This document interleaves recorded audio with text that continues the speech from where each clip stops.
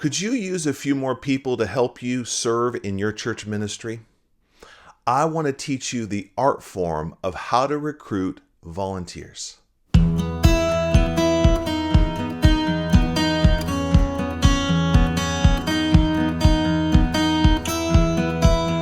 name is Matt, and I've been a pastor for over 30 years building people in the church. And I love church ministry. And how many of you who are pastors or ministry leaders know you could always use a few more great people to serve, to volunteer in your church? Come on, let me see a hand. I find that this is one of the most difficult skills or practices that we have to figure out and learn as pastors and ministry leaders. Recruiting volunteers. Doesn't that sound fun? It sounds like a lot of work, and it sounds like I'm asking people to give money or serve or do something they don't want to do. And yet I've learned an art form, which I think it's more of an art than science. Although there are steps that we'll talk about today, it really is a subtle art form of how to relate with and understand people and how they think. And if you learn that art form, recruiting volunteers becomes easy and quick. I remember starting our church as a campus pastor here in South Florida, and like many churches starting out, we didn't have a building, we didn't have a large paid staff, we didn't have a lot of budget or resources. We had a rented school that we would meet and set up church and kids ministry and traffic cones out in the parking lot to try to build our new little church. And we were in a church auditorium, but around Christmas time, there was a fire in the auditorium. So I get a call around New Year's Day on vacation saying, "Hey, Pastor, there was a fire where the storage area was, where the drama team had a lot of wood and old set supplies. And you know how storage is. We don't really clean it or organize it. It isn't always safe. And somehow a fire started. Luckily, no one was hurt. And luckily, none of our church equipment was damaged, although we had to clean it up. And so we found ourselves having to look for another space on the school campus to meet. And Sunday was coming soon. And so our few staff and volunteers walked the campus, and we found the cafeteria. And we said, well, now we have to set up chairs and more sound system, more light bars, and have to move things around. But it would work. So here I already have a set up tear down church, mostly run by volunteers, and we're having to now rent chairs, set them up. And I remember I'm always trying to make the set up tear down temporary campus feel excellent and beautiful, inviting, which I believe in excellence. I believe in presentation. But we were setting up several volunteers and all of our staff, the extra chairs that we were renting and the extra light bars. And when it came time to put everything away and change our clothes and go, I was trying to hide all the chair racks from the entrance because I didn't want people to see all those racks and extra work and chairs. And one of my volunteer leaders said, "Pastor, you ought to keep those chair racks right in the front entrance. Yes, put them neatly on the side, but don't hide the work.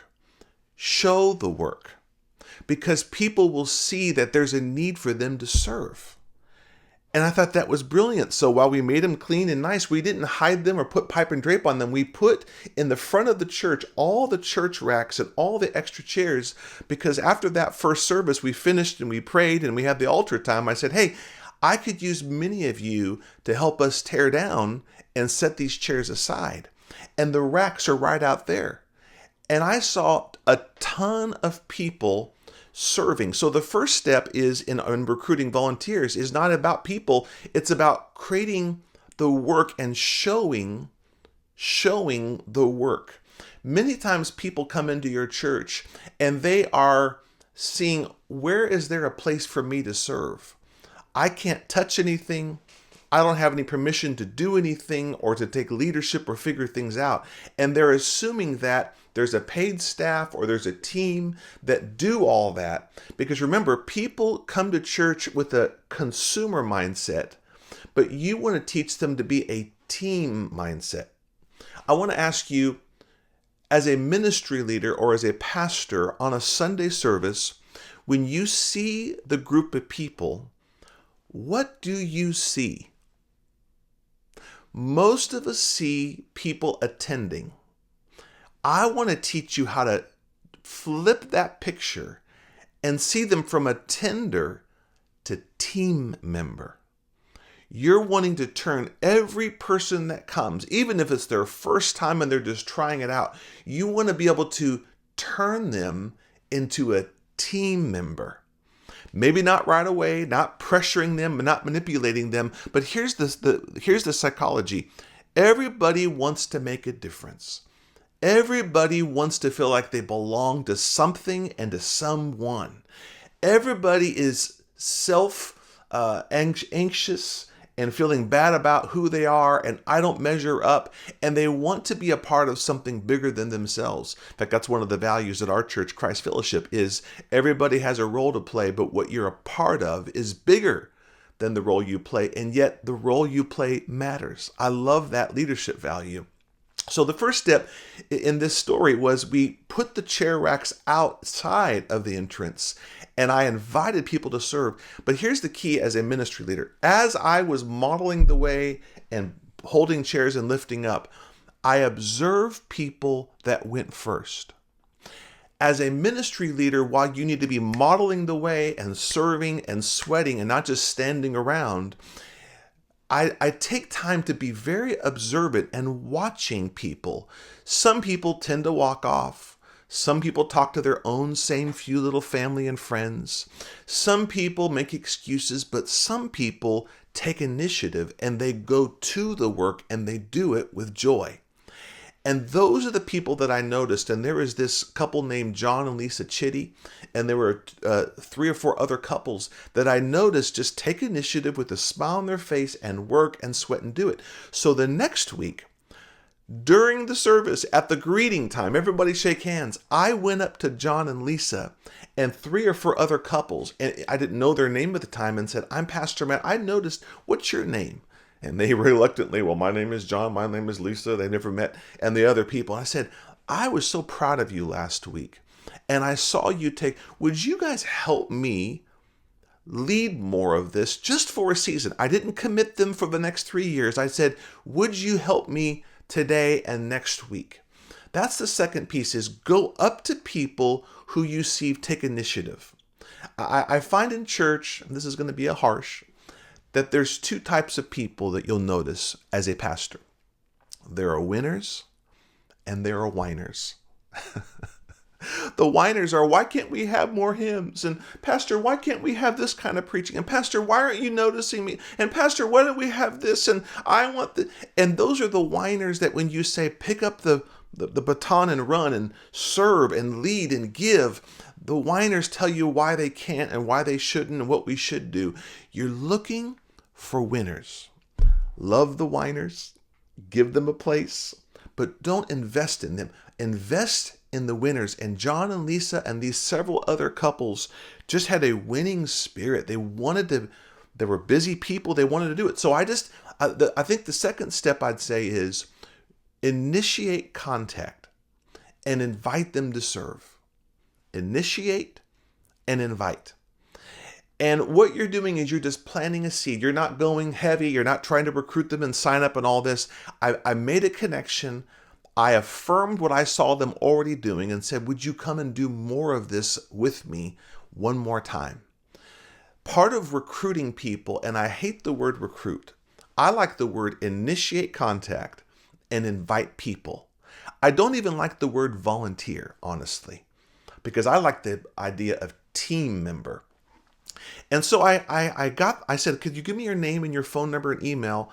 And I would write it right in front of them, because what that showed them is he's not just inviting me. He cares about who we are, and he wants to get contact with us.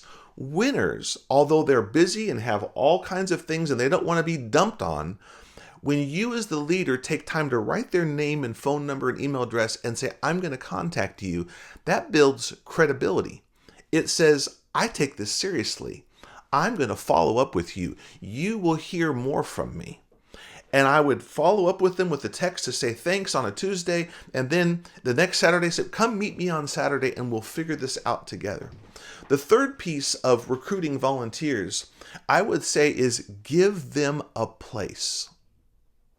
Let me teach you something. When people come to your church, or they've been a part of your church for a very long time, and through the changes of a new pastor coming, or going from an auditorium to a cafeteria, or one day we went from set up, tear down schools into a permanent building, and there are more staff and the church is getting bigger, people are struggling with change, and here's why. They're asking themselves, do I fit in the new tomorrow? I had a place here, and I was known in this community, and I was important here, but in the new reality or bigger reality, do I fit? Do I matter? That's how we think, the psychology of how people are. And so what I learned is, don't just thank them for doing work. Start to create a place for them to say, you know, John and Lisa and these other couples, you're doing this so good, and you do it with such joy. Affirmation, validation, observation. Would you help lead this team on Sundays? It will take 30 minutes and I'll help recruit people. See, what I'm doing there is I'm calling them up to more of a permanent place where they're having impact, but I don't just dump it on them. And a lot of times as pastors or ministry leaders, we just say, I need you, run the sound every week and be here for 4 hours and do it and figure it out. That's what I call dumping. And what I did is I said, take a place of leadership and I'll help do some of the other areas that maybe you're nervous of or you don't know how to do. See, supportive recruiting, supportive equipping says you do a part and I'll serve you as you do it. That goes back to the book of Ephesians chapter 4, doesn't it? That we are, as ministry leaders, to equip the saints for good works. So equipping is a lot more work than just doing it myself, me and my few paid staff. I want you to think about not recruiting volunteers. I want you to think about creating work that people can see. Number 2, initiate contact and invite them in. That's number 2. That's a 2A, 2B. And number 3, create a place that validates their gift, their heart, and their impact, and equip them as they do it. And what you'll find is you'll get people like John and Lisa and many more who won't just do the minimum. They'll build on that. Do you know that John and Lisa went from being the set up, tear down coordinators for one of the 3 morning services, because we had 3 services in that cafeteria, to building a host team? They recruited 60 volunteers, took them to the beach on their own and had Bible study and devotion, organized it, gave them tasks and leader. They did pastoral care. They did kids ministry, and they are building church today, because that story is almost 15 years old and they're still building today. You're looking for those kinds of winners, and there are winners all through your church. I hope this helps you today. Leave me a comment below of what stuck out to you, maybe what you need to work more on. And maybe some of you, you're good at this. Comment below of what's worked for you to recruit more volunteers. And I would say invite people to become team in your church.